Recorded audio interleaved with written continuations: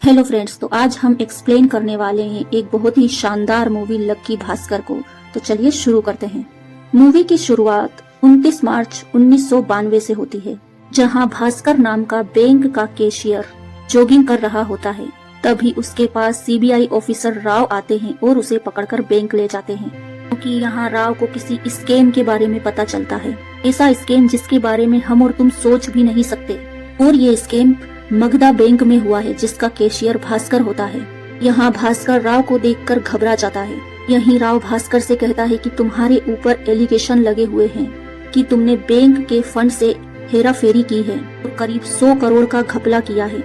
इसके बाद हमें कहानी का पास्ट दिखाया जाता है, ताकि हम समझ पाए कि ये स्कैम क्या था और इसकी शुरुआत कैसे हुई थी। अब 1989 का टाइम चल रहा है, जहाँ पर भास्कर मगधा बैंक का कैशियर है। हाँ, भास्कर की सैलरी मात्र 6,000 रुपए है। इतने कम पैसे में कोई कैसे अपना गुजारा कर सकता है, लेकिन यहाँ तो चल रहा है भास्कर का गुजारा।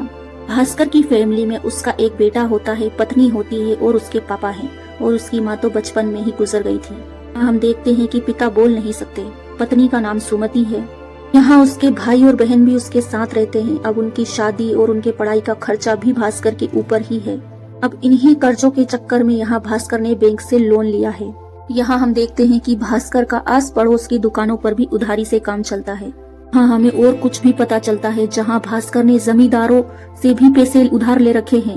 लेकिन भास्कर बहुत ही मेहनती बंदा है और अपनी ईमानदारी से काम करता है, और वो बैंक से फालतू छुट्टियां कभी नहीं लेता। पिछले 3 साल से लगातार भास्कर ने एम्प्लॉय ऑफ द ईयर का अवार्ड जीता है।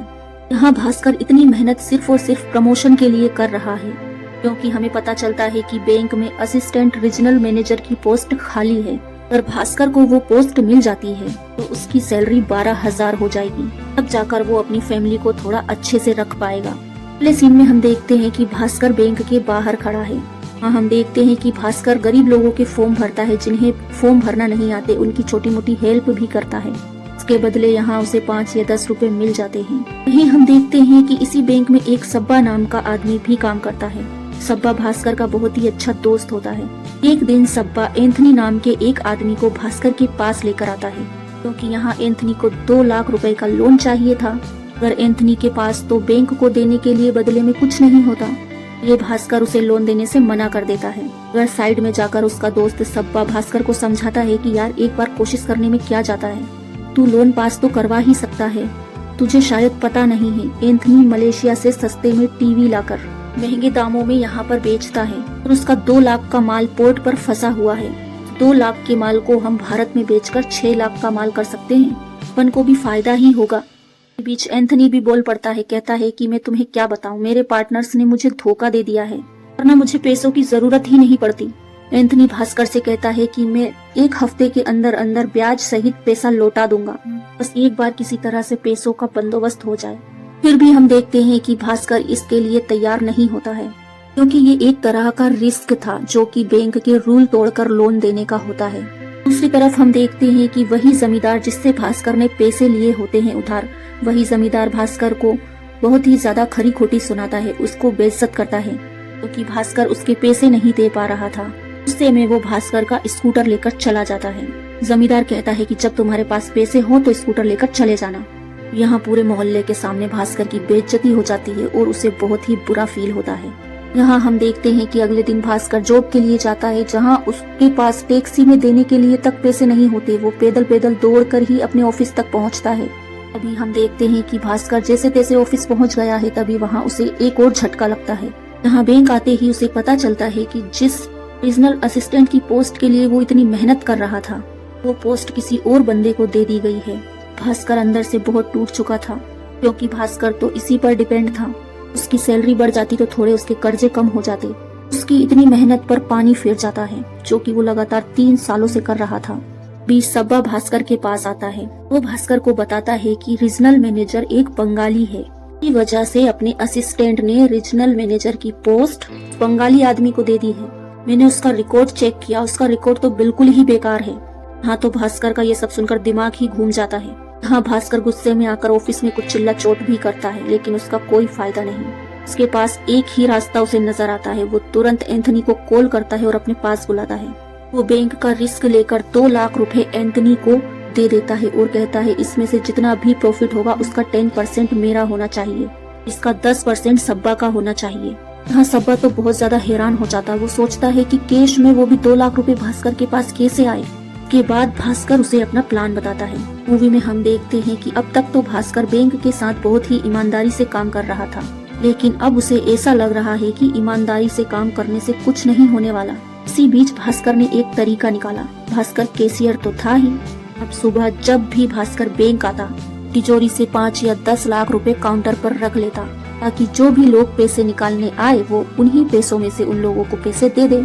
आज का दिन शनिवार का होता है। भास्कर सबसे लेट बैंक से जाता है। बचे हुए काउंटर के पैसे वो तिजोरी में डालने से पहले ही 2 लाख साइड में रख लेता है और बुक में एंट्री करते समय काउंटर के पैसों में से 2 लाख कम की एंट्री करता है कि जब वो सोमवार को दोबारा बैंक में आएगा तो तिजोरी से वो एग्जाम्पल के तौर पर 27 लाख रुपए निकालेगा।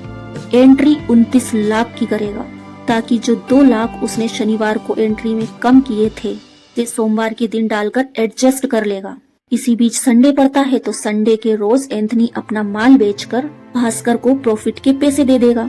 इससे किसी को कानो कान खबर भी नहीं होगी। ये है भास्कर का दिमाग। अब देखते हैं भास्कर का ये आइडिया कितना काम करता है। ये तीनों पार्टनर बन जाते हैं, भास्कर, एंथनी और सब्बा। एंथनी दूसरे देशों से सस्ते में सामान खरीदता, भास्कर पैसे बैंक से निकालकर सामान खरीदने के पैसे देता और प्रॉफिट का 10% खुद रख लेता है। कुछ ही महीनों में भास्कर ने ऐसा काम करते करते बहुत सारे पैसे जमा कर लिए। के पास इतने पैसे आ चुके थे कि वो बैंक में अगर कई साल तक काम करता तो भी इतने पैसे जमा नहीं कर पाता। भास्कर ने अपना सारा उधार चुका दिया होता है। मगर यहाँ एक बात और है, उसके घर वालों को किसी को पता नहीं होता कि भास्कर आखिर कर क्या रहा है, उसके घर पास इतने पैसे कहाँ से आ रहे हैं। भास्कर घर में सबको बस यही बताता है कि मेरा प्रमोशन हो गया है, सैलरी बढ़ चुकी है। अगले सीन में हम देखते हैं कि एंथनी भास्कर से कहता है दुबई से 3 महंगी गाड़ियों की एक डील मिली है। सामने वाला आदमी 3 गाड़ियों के 10 लाख रुपए मांग रहा है। मैंने इंडिया में एक डीलर से बात की हुई है, वो 40 लाख में उन तीनों गाड़ियों को लेने के लिए तैयार है। अगर कैसे भी करके हम 10 लाख का बंदोबस्त कर लें तो हमें एक ही दिन में 30 लाख का लाभ हो सकता है। यहाँ हम तीनों 10-10 लाख रुपए बांट लेंगे। एंथनी भास्कर से कहता है कि और हाँ, ये मेरी आखिरी डील होगी क्योंकि मेरा बेटा अमेरिका में पढ़ता है, वो मुझे वहीं रहने के लिए बुला रहा है। और अगर हो जाए तो 10 लाख का और बंदोबस्त कर लो, मैं अगले हफ्ते अमेरिका चला जाऊंगा। वहीं सब्बा भास्कर से कहता है कि भाई क्या सोच रहा है, हाँ कर दे। भास्कर सोचता है कि 1-2 लाख की बात तक तो ठीक है, यहाँ बात 10 लाख रुपए की आ गई है। अब भास्कर 10 लाख रुपए निकालेगा। ये बहुत ही रिस्की काम है।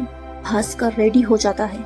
अगले दिन ही भास्कर बैंक में एक सूटकेस लेकर आ जाता है कि वो उस सूटकेस में 10 लाख रुपए रख ले। जब उससे कोई पूछता है बैग लेकर क्यों आए हो, तभी वो कहता है कि अरे शाम से कुछ काम है तो मैं गांव जाऊंगा, इस वजह से, इसीलिए कपड़े साथ लेकर आ गया हूँ। के बाद भास्कर बड़ी ही सावधानी से उस सूटकेस में पैसे भर लेता है। रात के टाइम पर यहाँ भास्कर, एंथनी और सब्बा तीनों ही उन 10 लाख रुपए से वो 3 गाड़ियाँ निकाल लेते हैं। मगर डीलर के पास आने पर उन्हें पता चलता है कि डीलर को तो पुलिस पकड़ ले गई है, अब वो गाड़ी नहीं खरीद पाएगा। यहाँ अब ये तीनों परेशान हो जाते हैं। मंडे तक अब 10 लाख का बंदोबस्त कैसे होगा। ये भास्कर एंथनी से कहता है क्या तुम्हारे पास कोई और डीलर नहीं है जो हमारी गाड़ियाँ खरीद ले। एंथनी भास्कर से कहता है डीलर तो है मगर वो गोवा में है, यहाँ बिना नंबर प्लेट की गाड़ियों को हम गोवा कैसे ले जा सकते हैं।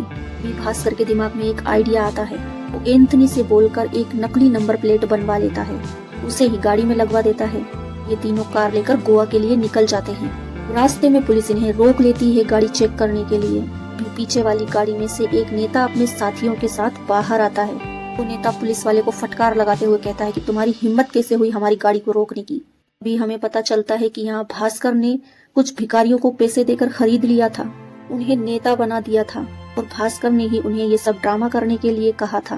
पुलिस वालों को थोड़ा यकीन तो हो जाता है, अगर उन्हें शक भी हो जाता है कि नेता तो ठहरे भिखारी ही। इसी शक को खत्म करने के लिए एक और गाड़ी से एक और हसीना निकलती है। अभी भास्कर उस पुलिस वाले से कहता है कि ये संजय दत्त की मूवी की हीरोइन है, इन्हें जाना है वरना शूटिंग में लेट हो जाएगा।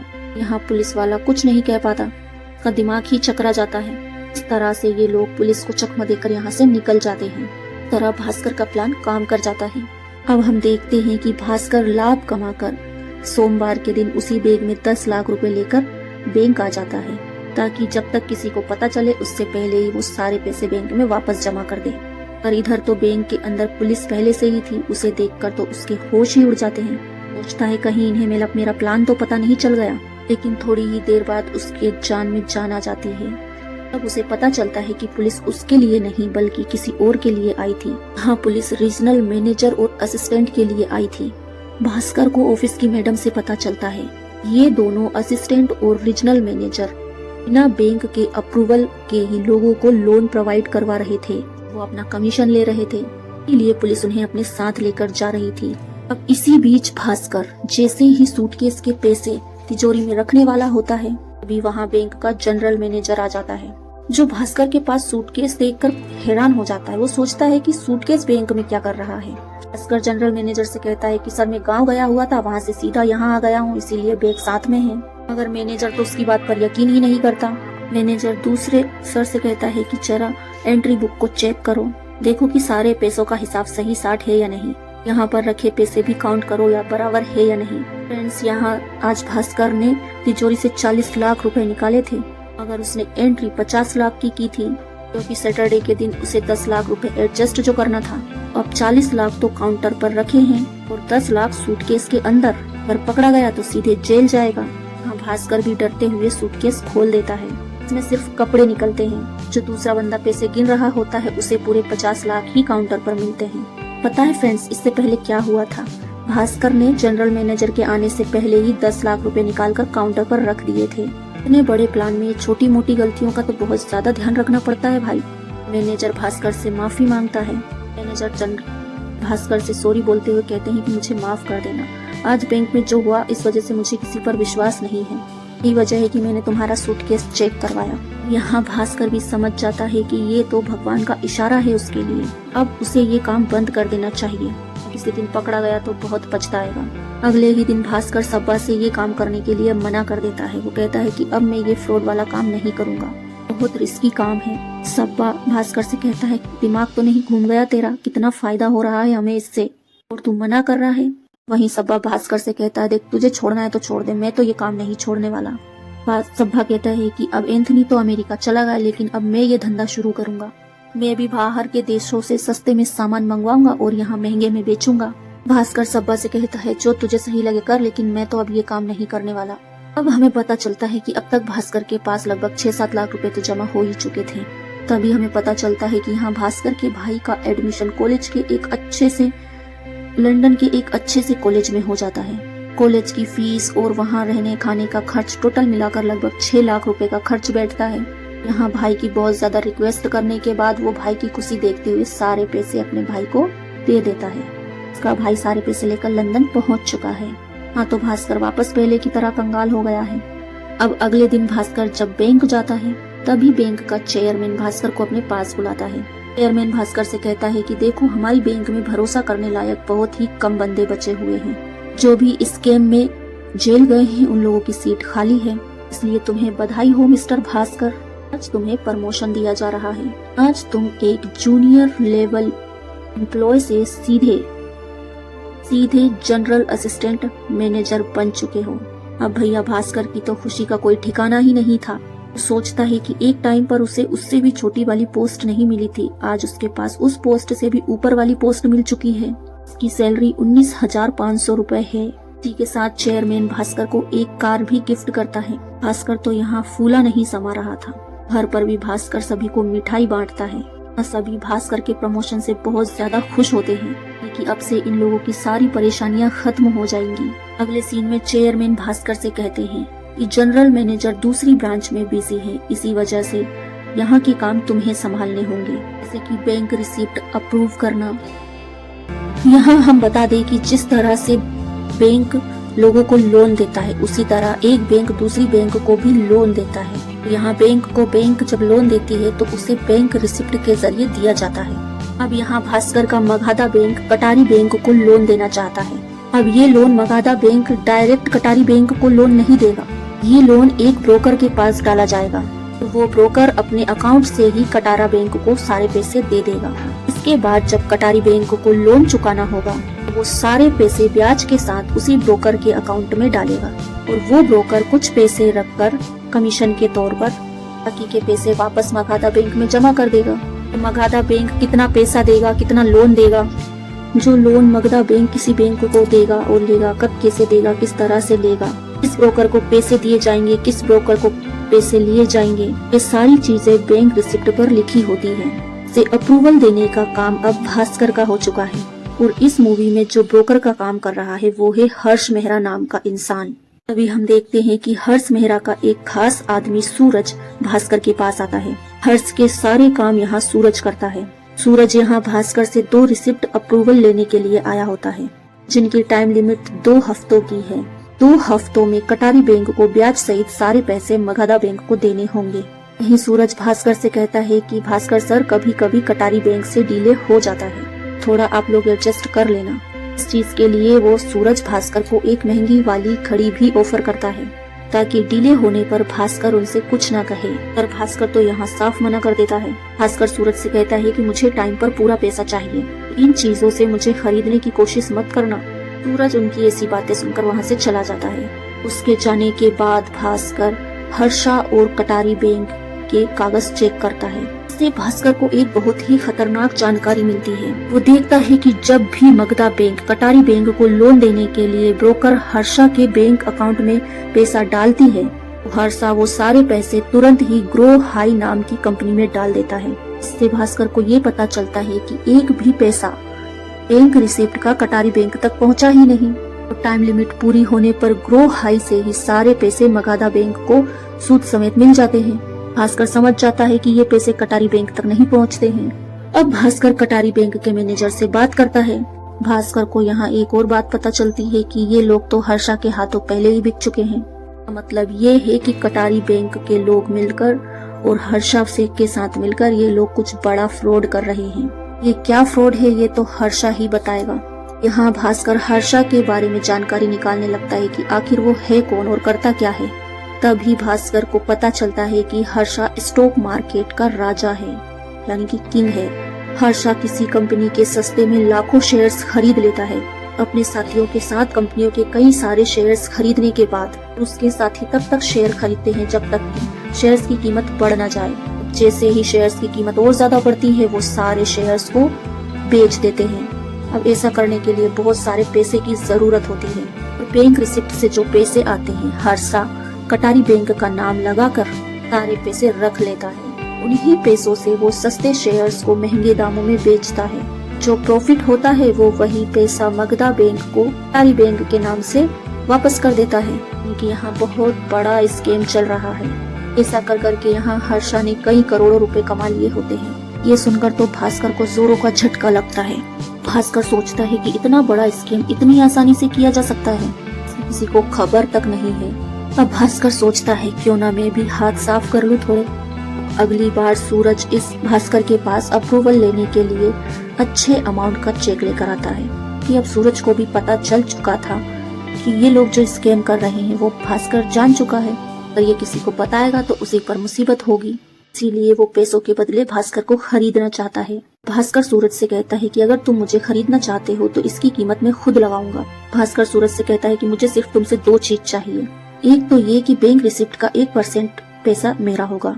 इसी के साथ साथ जब तुम किसी शेयर की कीमत बढ़ाकर बेचने वाले रहोगे उसकी जानकारी मुझे एक दिन पहले चाहिए कि मैं भी शेयर खरीद कर उन्हें महंगे में बेच सकूं। सूरज भी इस डील के लिए मान जाता है और भास्कर भी यहाँ हर्षा स्कैम में फंसकर पार्टनर बन जाता है। चाहे मगधा बैंक से कटारी बैंक कितने ही पैसे मांग ले और पैसे देने में चाहे कितना भी डिले हो जाए, सारी चीजें भास्कर को अप्रूव करनी होंगी क्योंकि अब वो पार्टनर बन चुका है। के बदले भास्कर को इतना पैसा मिलेगा कि उसने कभी सोचा भी नहीं होगा। यहाँ तो भास्कर के हाथों में खजाना लग गया था भाई साहब। अगले सीन में सूरज 25 लाख रुपए लेकर भास्कर के पास पहुँचता है क्योंकि बैंक रिसिप्ट का कमीशन था। लेकिन एक मामूली सा कैशियर अगर 25 लाख रुपए बैंक में रखेगा आसानी से कोई भी शक कर लेगा। अब इस मैटर को सुलझाने के लिए भास्कर एक अनवर नाम के लड़के से मिलता है।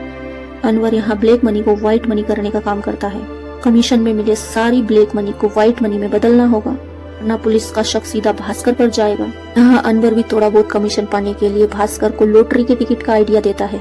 कि वो कमीशन के 25 लाख रुपए वो खुद के पैसे बता सकता है। इसी तरीके पर कोई शक भी नहीं करेगा।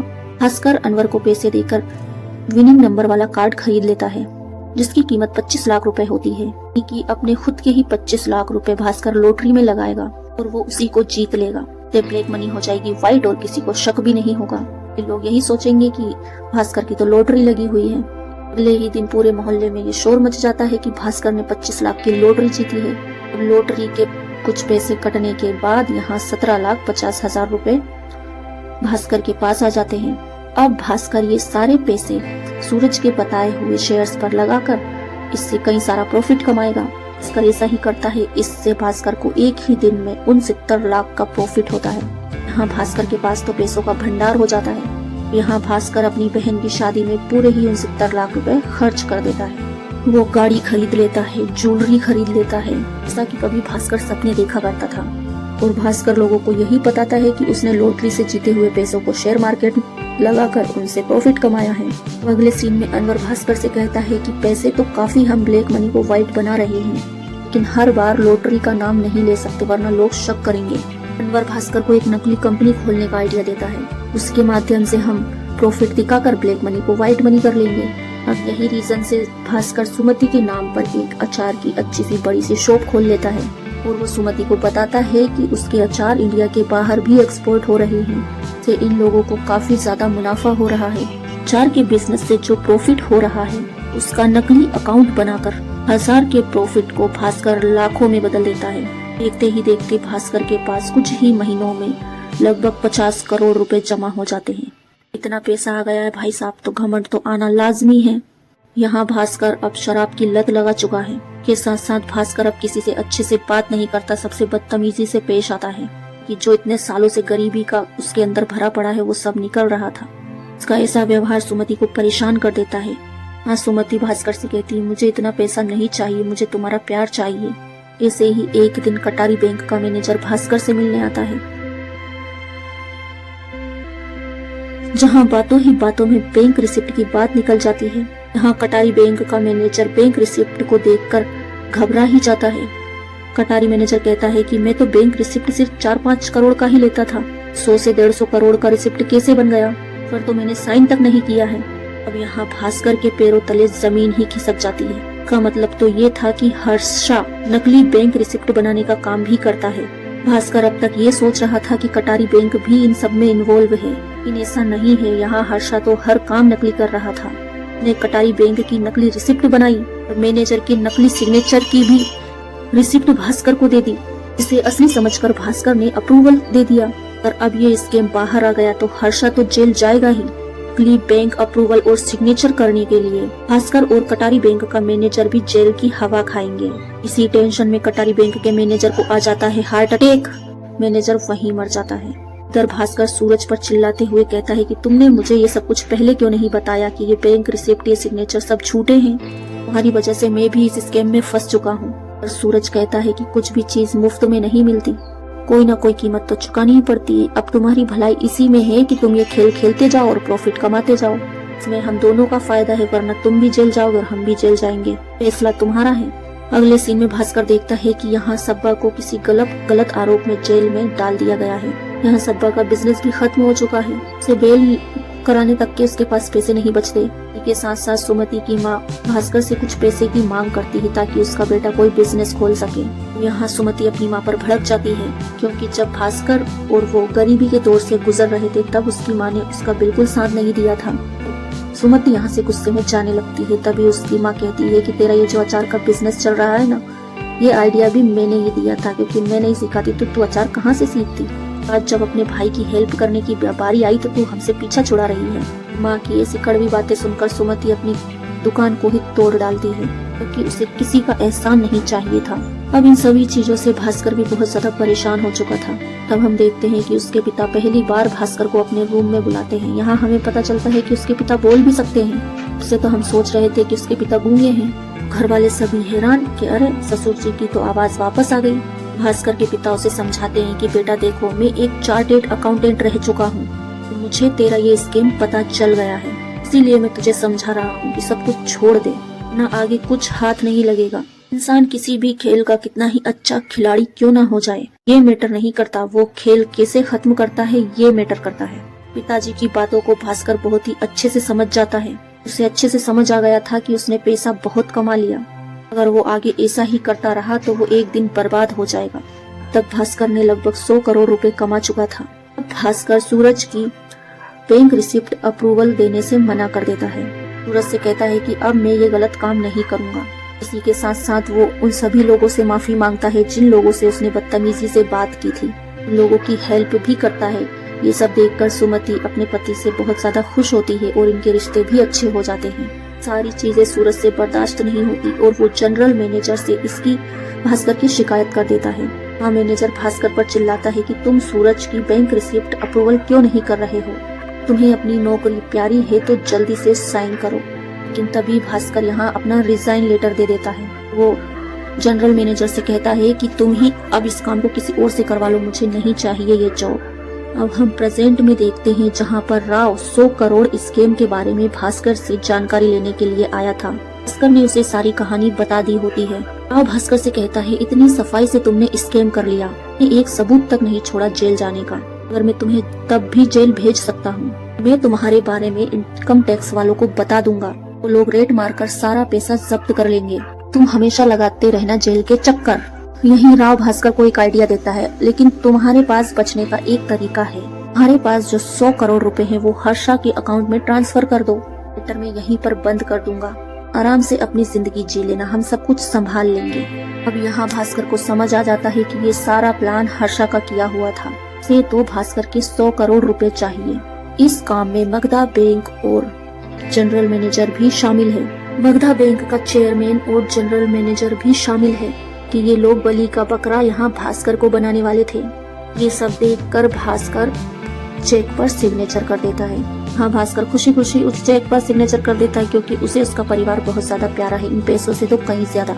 आपस से भास्कर कंगाल हो चुका है, जाने की वो पहले था वही भास्कर। अगले दिन हम मूवी में देखते हैं कि मगधा बैंक चेयरमैन और बाकी लोगों को पता चलता है जिस चेक को भास्कर ने साइन किया है उस अकाउंट में तो 0 रुपए हैं, यानी कि 10 दिन पहले ही भास्कर सारा पैसा निकाल चुका है। यहाँ चेयरमैन और बाकी लोगों ने भास्कर का अकाउंट जब चेक किया था तब उसमें 100 करोड़ रुपए थे। उस टाइम ऐसा किया जाता था, 1 महीने तक सारा बैंक का पैसा निकालना और डालना बुक में एंट्री की जाती थी। उसकी एंट्री महीने के आखिरी दिन कंप्यूटर पर की जाती थी। भास्कर के डाले हुए पैसे अगले महीने की लास्ट तारीख को दिखते कंप्यूटर पर। भास्कर के घर जाने पर इन लोगों को वहाँ कोई नहीं मिलता। हम देखते हैं कि भास्कर अपनी फैमिली के साथ अमेरिका शिफ्ट हो चुका है। इस तरह से भास्कर ने सभी लोगों को बेवकूफ बना दिया था। भास्कर के घर जब ये लोग पहुँचते हैं तो वहाँ उन्हें कोई नजर नहीं आता क्योंकि भास्कर तो अपनी फैमिली के साथ अमेरिका शिफ्ट हो चुका था, वो भी अपने 100 करोड़ पैसों के साथ। जाते टाइम उसने आरबीआई वालों को फ्रॉड की जानकारी भी दे दी थी। हाँ, वो आरबीआई को बताता है कि मगधा बैंक और कटारी बैंक मिलकर फ्रॉड कर रहे हैं, हर्षा के साथ मिलकर। साथ ही में उनके साथ कुछ चेयरमैनों के नाम भी बताता है। ये सभी स्कैमर हैं। यहाँ पर इन सबको बताकर वो तो सबकी नजरों में हीरो बन जाता है और ये सभी लोग इसके प्लान में फंस जाते हैं। प्लान में भास्कर के पापा ने भी उसका बहुत साथ दिया था। उन्हीं का आइडिया था कि अगर ये लोग विदेश चले जाते हैं तो फिर अगर इनके ऊपर कोई केस होगा तो भी कुछ नहीं बिगाड़ पाएगा। लास्ट में भास्कर ने अमेरिका में 100 करोड़ का बंगला खरीद लिया होता है और वो सेटल हो जाता है।